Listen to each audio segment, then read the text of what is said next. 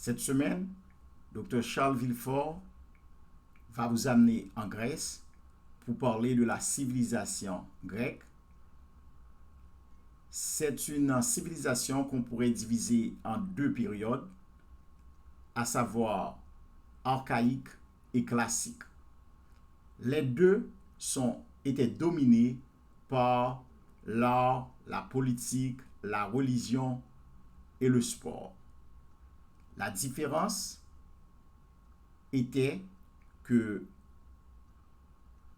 classique,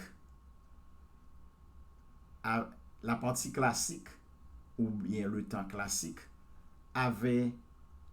était beaucoup plus sophistiqué en architecture et en culture que l'archaïque. Alors, il y avait plusieurs petites villes à l'époque, mais on ne pourrait pas oublier quelques noms de grands scientifiques qui ont apporté pas mal à notre société, pas mal de choses positives. En commençant par Pythagore, connu pour le théorème de Pythagore, pour trouver l'hypoténuse dans un triangle. Allons à présent, ou bien parlons à présent de Aristote, qui est considéré comme le père de la zoologie. Et pour finir, on peut parler de Archimède. Nous pouvons énoncer le principe d'Archimède, à savoir tout corps plongé dans un liquide reçoit une poussée verticale de bas en haut égale au poids du volume du liquide déplacé par la partie immergée. Mais à présent, allons dans la pratique médicale grecque. Comme les pays précédents, la Grèce continuait à pratiquer la médecine sans pouvoir la différencier de la superstition. Mais l'arrivée d'un homme appelé Hippocrate allait tout changer. Hippocrate fut l'un des premiers médecins, des premiers docteurs à demander la pratique de la médecine en tant que telle. C'est à partir de là que la médecine était devenue une profession, parce qu'il avait créé une profession et qu'on pouvait enseigner en Grèce au niveau universitaire, parce que Hippocrate avait créé une école de médecine. Mais ce n'était pas la seule création d'Hippocrate. Savez-vous quand était né Hippocrate? Hippocrate était né en 460 avant Jésus-Christ. Savez-vous comment il avait appris la médecine? En regardant son père. Mais comme je l'ai bien dit, il a créé sa propre école de médecine et avait écrit 70 livres, bien que pour certains, il n'était pas l'auteur de ces livres, c'est parce qu'il les avait puisés de ses professeurs à l'université qu'il avait créé.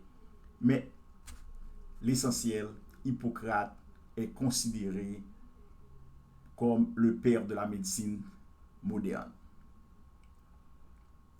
Et pourquoi? Hippocrate avait aussi écrit ce qu'on appelle aujourd'hui le sermon d'Hippocrate.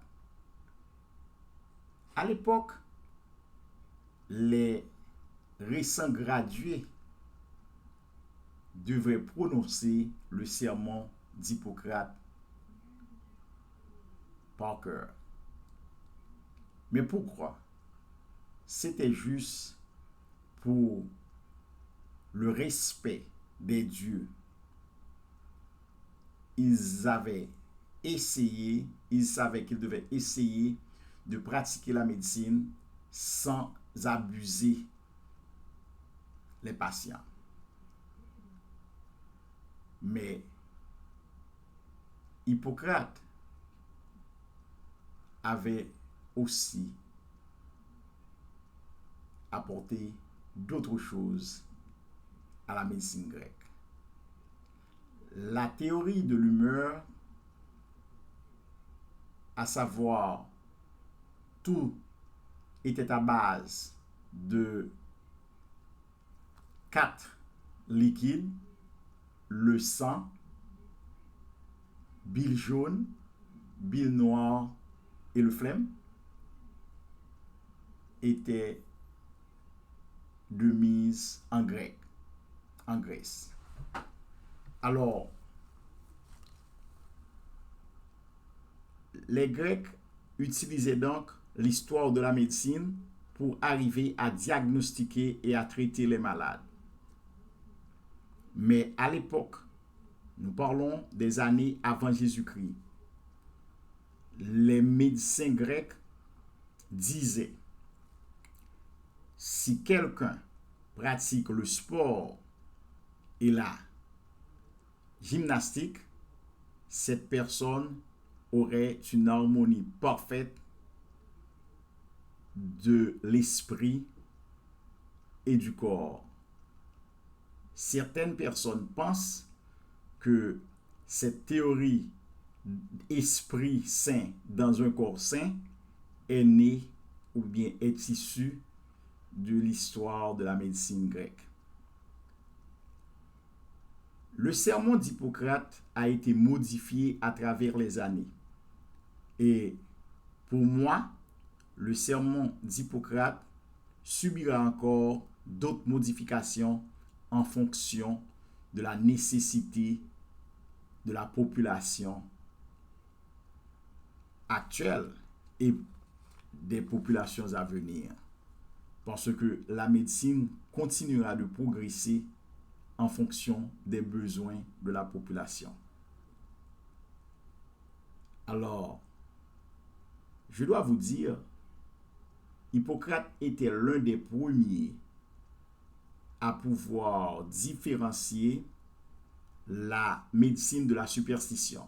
Mais il n'était pas le seul, car l'Égyptien, l'Africain, Imhotep avait déjà fait mention de cette division ou cette séparation.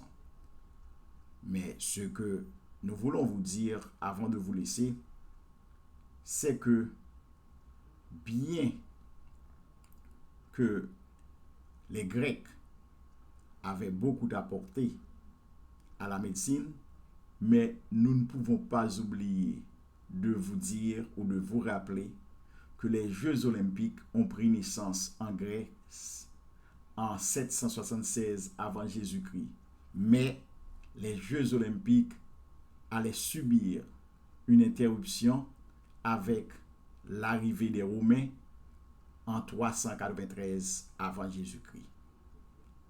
Alors, en ce qui a trait à la médecine, Hippocrate croyait dans la nature. Et comme il croyait dans la nature, il puisait de la nature pour traiter les gens.